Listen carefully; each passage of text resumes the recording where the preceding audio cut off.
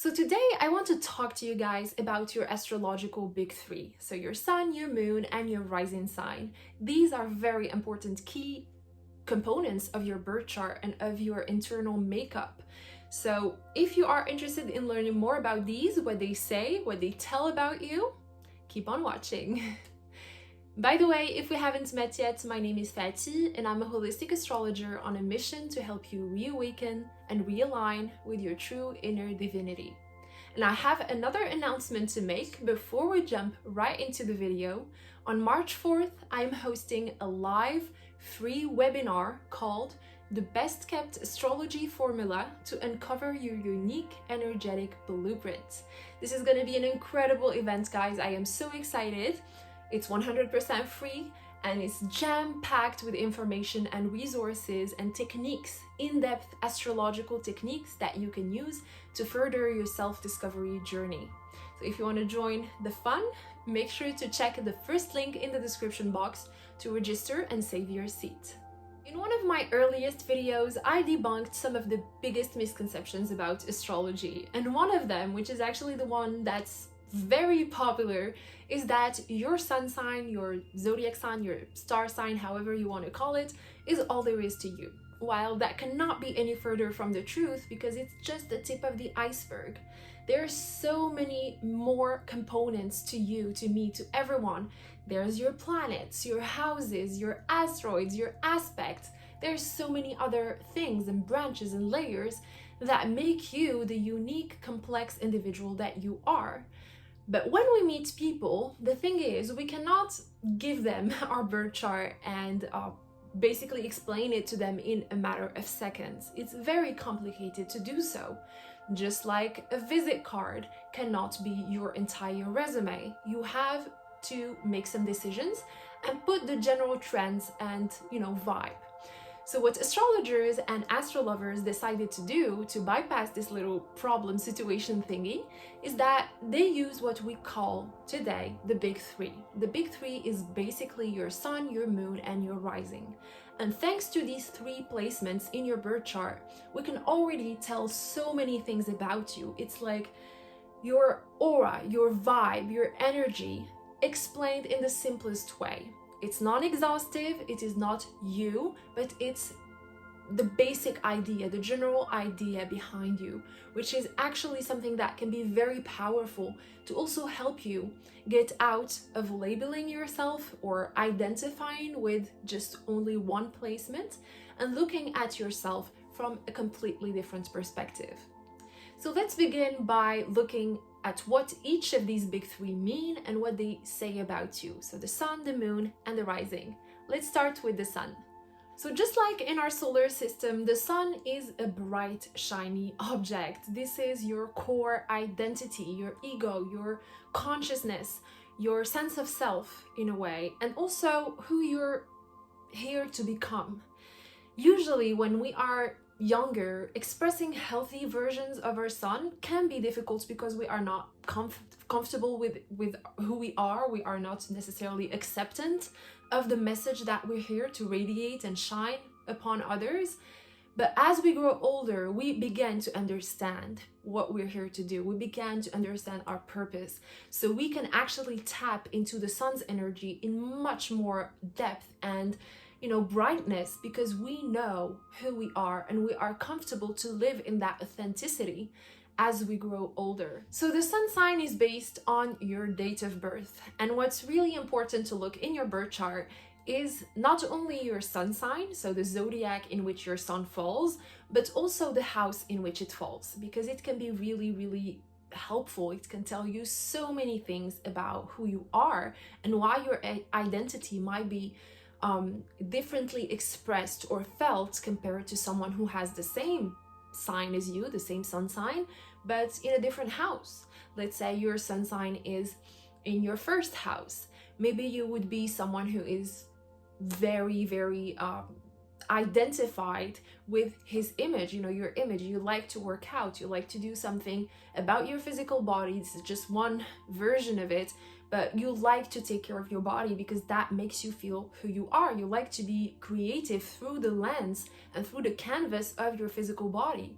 Someone who has his sun in the 7th house, the house of partnerships, will feel a deep sense of self through relationships. This person is going to be more other oriented, and so on and so forth. So knowing the placement of your sun is very, very indicative and helpful to understand more about yourself. One last thing, but definitely not least, there's so many incredible things to say about the sun, but hey, this is just a video.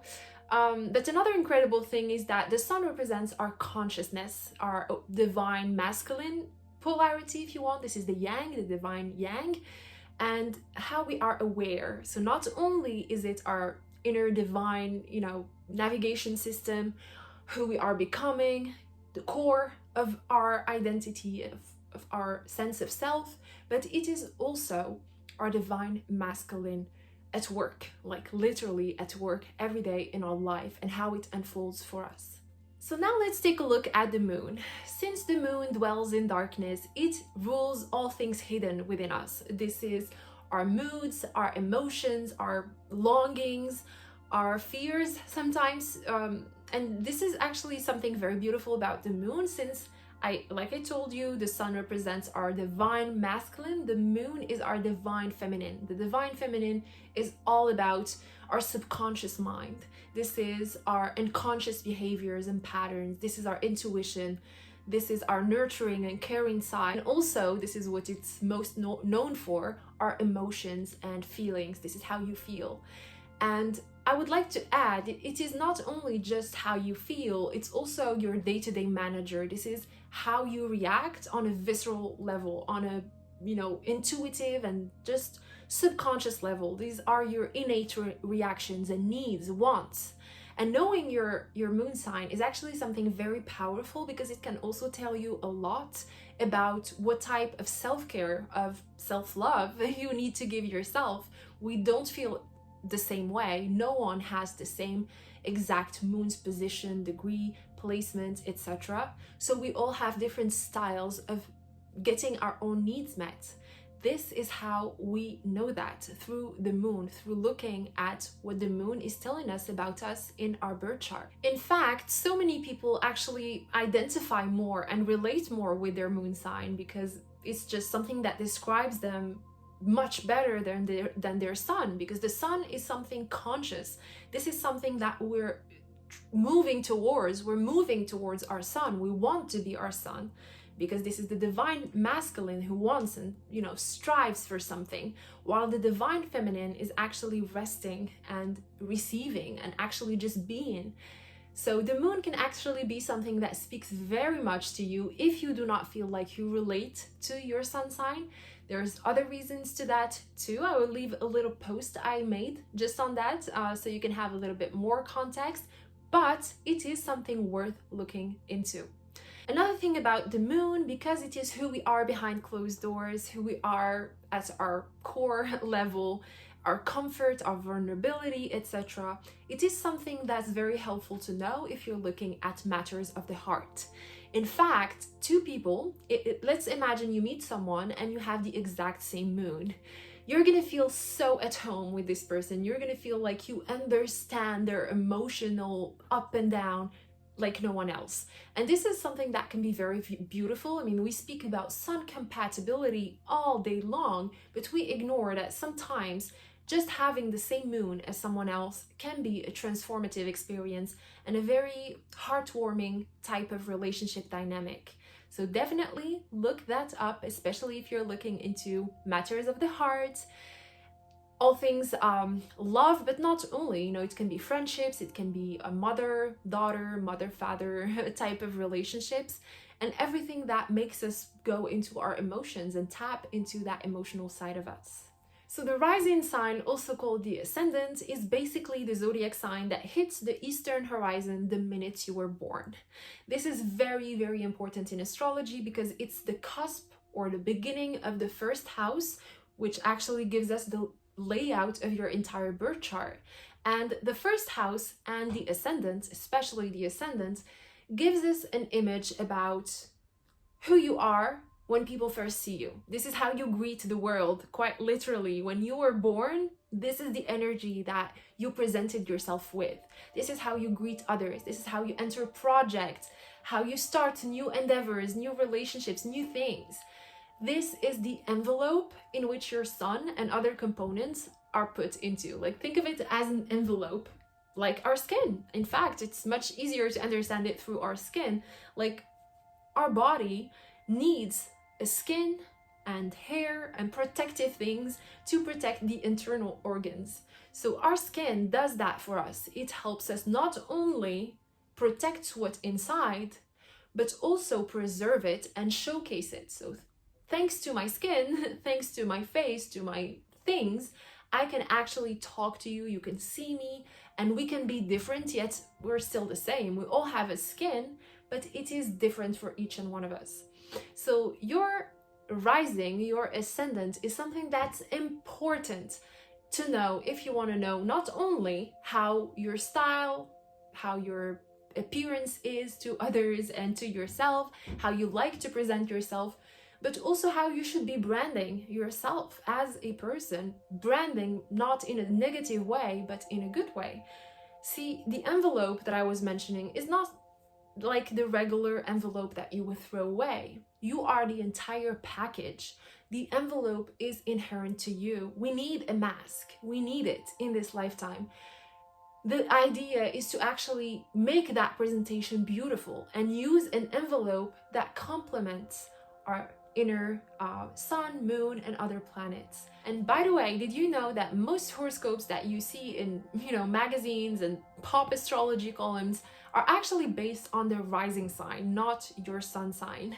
Next time you pick up a Cosmopolitan or whatever magazine, astrological column in a magazine, make it a habit to read your rising sign first, and then go to your sign and moon sign. And I will guarantee that this time, those horoscope lines that seem like big generalizations, which of course they are because they can't actually know your entire birth chart, but these big generalizations will feel a little bit more adequate to what you're actually experiencing. This is something I used to do in the past, like before I dived into astrology, when I used to think it was just a big hoax. I used to read through the columns, and sometimes I would look at Libra or Taurus, and I would be like, this applies to me too. This must mean that astrology is bullshit because it's just big generalizations. Now I know that the reason for that is because I have my rising in Taurus, and my moon is in Libra, and my sun is Virgo. So in the end, if I began by knowing this fact, I would have saved myself so much trouble, so much trouble. So next time, guys, do check out your rising sign first. Learning about your astrological big three can be very transformational. It can actually help you do so many things if you think about it. As an example, if you want to see how you can best express your core authentic self and messages, look into your sun sign. If you want to emotionally heal, set a beauty regimen, a self-care regimen, and manifest, use law of attraction to your advantage, look into your moon sign. And if you want to brand yourself, to present yourself in the best way possible that will serve your true identity and true needs, look into your rising. It can actually be very beneficial also in terms of how you wake up, what sports and exercises you do, and what styles of clothes you should wear. So listen, astrology is not just metaphysics and philosophy. Trust me, I love these things, but it can actually be as simple as a day-to-day practice to get you to a better place, to drive you forward, to fuel you so that you can embrace that new self, that new, not even new, the best version of you that is already within you. It is just hidden, and now it's time to uncover it. Time to uncover, take off the fluff, take all of the things that aren't you. And one of the tools that can help you do that is astrology. Of course, if you want to go much deeper, because yes, the big three is an amazing tool that you can use, but it is not without its limits. So if you want to go further, do consider booking a birth chart reading with me. I will leave the links that you need to get started in the description box. And that's it for today's video. Thank you so much, so much for watching. It's a pleasure to be here with you guys. I am forever grateful and forever thankful to have such a wonderful, small, but intimate and amazing community. Thank you. And by the way, I am so curious to know your big three, so do drop me a little comment in the comment section down below. What's your big three? Do we have anything in common? And on this note, I will be seeing you next time. Bye bye.